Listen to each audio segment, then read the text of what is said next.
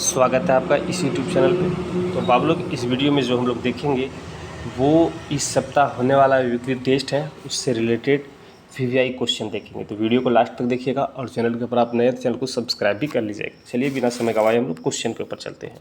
First question देखिए, विद्युत धारा के प्रवाह की दिशा किस प्रकार ज्ञात की जाती है। तो विद्युत धारा के प्रवाह की दिशा जो ज्ञात किया जाता है आप लोग, वो होता है इलेक्ट्रॉन के बहने की दिशा के विपरीत, ठीक है, वो धनात्मक आवेश के बहने की दिशा में, ठीक है। तो ऑप्शन नंबर डी आपका सही होगा, ठीक, ये और बी।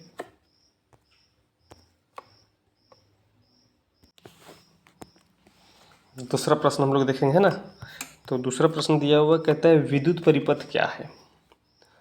तो विद्युत परिपथ विद्युत धारा का सतत बंद पथ होता है, उसी को हम लोग विद्युत परिपथ कहते हैं। तो यहाँ पे ऑप्शन दिया हुआ कि विद्युत धारा का सतत बंद पथ को विद्युत परिपथ कहते हैं, जो ऑप्शन नंबर ये में दिया हुआ है, ठीक। चलिए आगे देखिए, आगे दिया हुआ कहता है विद्युत धारा के लिए गणितीय व्यंजक क्या है। तो विद्युत धारा के लिए गणितीय व्यंजक जहाँ पे दिया हुआ Q मतलब कि आवेश है, T समय है, तो इसका विद्युतीय व्यंजक क्या होता है। तो इसका विद्युतीय व्यंजक जिसको हम लोग समीकरण कहते हैं, तो इसका समीकरण जो होता है वो I बराबर Q बटे T, ठीक है, आवेश बटे समय, ठीक है, विद्युत धारा बराबर आवेश बटे समय, यही होता है जो ऑप्शन नंबर बी में दिया हुआ है, ठीक है। चलिए आगे देखिए, आगे दिया हुआ कहता है विद्युत धारा के प्रवाह की दिशा किस प्रकार ज्ञात की जाती है।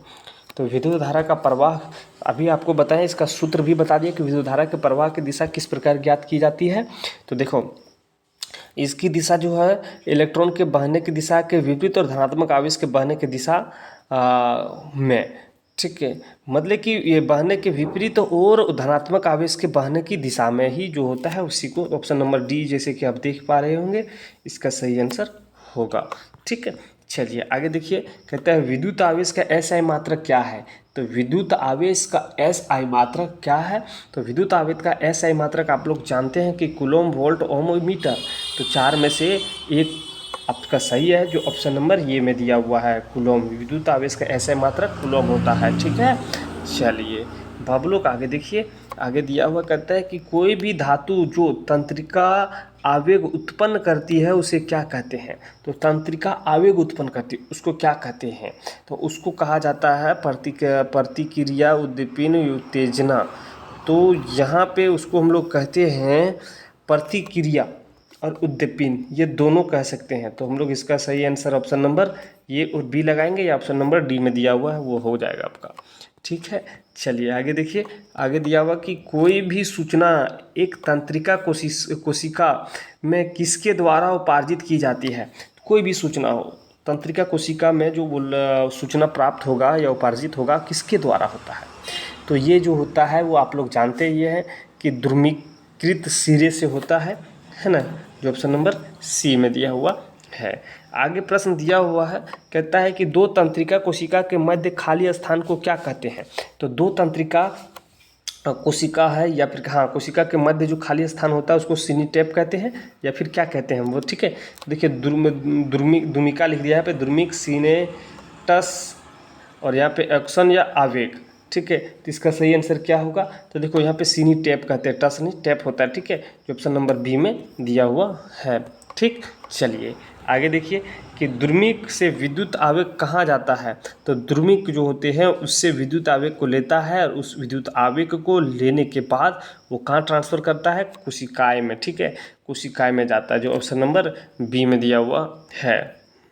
आगे दिया हुआ कहता है कि कौन सूचनाओं को विद्युत आवेग के द्वारा शरीर के एक भाग से दूसरे भाग तक संवहन में विशिष्टकृत करता है। तो कौन करता है। तो ये जो कार्य करता है वो न्यूरॉन करता है। कौन, न्यूरॉन, जो ऑप्शन नंबर ये में दिया हुआ है। आगे देखिए, आगे दिया हुआ कहता है कि तंत्रिका उत्तक किसका बना होता है। तो तंत्रिका उत्तक जो बना हुआ होता है न्यूरॉन का होता है, तंत्रिका कोशिकाओं का बना हुआ होता है। तो आपका सही आंसर ऑप्शन नंबर डी हो जाएगा, ठीक। चलो हम लोग तो यहाँ पे MCQ देख लिए, अब यहाँ से हम लोग कुछ सब्जेक्टिव को देख लेते हैं। ठीक है, तो देखिए थोड़ा सा जूम नहीं हो रहा है ना, बड़ा बड़ा ज़्यादा हो गया टाइपिंग फॉन्ट। आगे देखिए कि किसी चालक का प्रतिरोधक किन कारकों पर निर्भर करता है। ये इम्पोर्टेंट प्रश्न है और VVI प्रश्न है। ठीक है,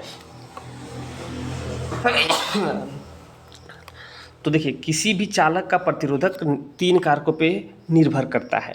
ठीक है, किसी भी चालक का प्रतिरोधक, जिसको हम लोग R से कहते हैं, निम्नलिखित कारकों पे निर्भर करता है। पहला, चालक की लंबाई पर, चालक की लंबाई पर ये निर्भर करता है। दूसरा, अनुप्रस्थ काट का क्षेत्रफल के ऊपर करता है। और तीसरा, चालक की प्रकृति, पदार्थ की प्रकृति क्या है, इसके ऊपर डिपेंड करता है। ठीक है, तीसरा प्रश्न दिया हुआ है आगे कि श्रेणी क्रम में संयोजित करने के स्थान पर विद्युत युक्तियों को समांतर क्रम में संयोजित करने के क्या लाभ है। कोई भी युक्ति हो जिसको हम लोग श्रेणी क्रम में संयोजित करेंगे, ये बेस्ट होगा, या फिर आपका ये बेस्ट होगा जिसको हम लोग समांतर क्रम कहते हैं। कौन सा बेस्ट होगा वो आप लोग बताएंगे। तो देखो इसमें क्या डिफरेंस होगा। अगर इस युक्ति में अगर ये खराब हो गया या इस जगह का तार जल गया तो क्या होगा कि पूरे ये अंधकार में रहेगा, पूरा बंद हो जाएगा। लेकिन इस युक्ति में अगर इस जगह का तार जला तो सिर्फ यही खराब होगा, अगर इस जगह पे कुछ हुआ तो यही सिर्फ रहेगा। ठीक है, तो इसीलिए यहाँ पे इसका हम लोग आंसर इस प्रकार से लिख सकते हैं कि दिया हुआ है कि वैद्युत युक्तियों को समांतर क्रम में संयोजित करने के निम्नलिखित लाभ हो सकते हैं।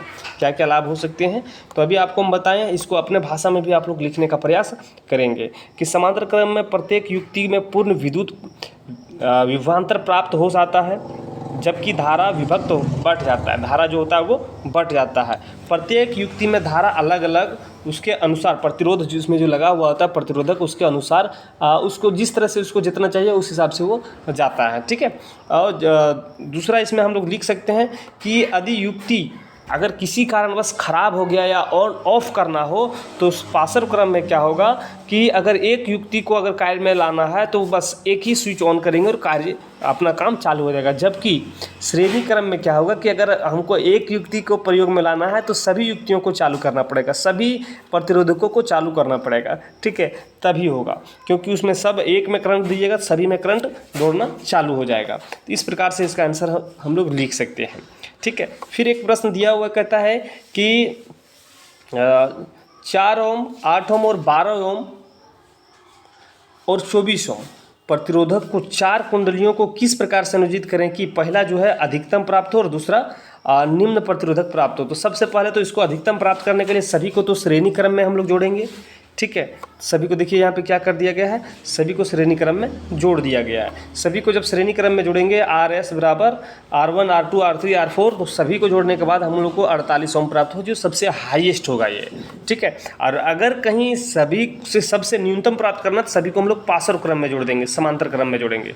ठीक है, क्या करेंगे, सभी को यहाँ पे दिया हुआ है न्यूनतम तुल्य प्रतिरोधक प्राप्त करने के लिए सभी प्रतिरोधकों को समांतर क्रम में जोड़ेंगे। आप इसको करके देख लीजिएगा कि जब हम लोग समांतर क्रम में जब जोड़ेंगे, ठीक है, तो R1 प्लस R1 बटे R2 प्लस 1 बटे R3 प्लस 1 बटे R4, जब सभी को हम लोग हल करेंगे तो आप देख पाएंगे कि जो RV का वैल्यू जो होगा वो सबसे कम होगा। ठीक है, तो इस प्रकार से हम लोग इसका आंसर लिख सकते हैं। तो जो भी प्रश्न हम आप लोगों को बताए हैं इसे अच्छे से देख लीजिएगा, और ये एग्ज़ाम के फाइनल एग्ज़ाम की दृष्टि से भी इम्पोर्टेंट है और आपके ये इस सप्ताह होने वाले वीकली टेस्ट है उससे भी रिलेटेड ये है। ठीक है, तो इसको अच्छे से देख लीजिएगा, और अभी तक आपने वीडियो को लाइक नहीं किया हो तो वीडियो को लाइक कीजिए, चैनल के ऊपर आप नए हैं तो चैनल को सब्सक्राइब कीजिए और दोस्तों के पास ज़्यादा से ज़्यादा शेयर कीजिए। फिर मिलेंगे नए पार्ट लेकर, आपसे अलविदा लेते हैं। जय हिंद।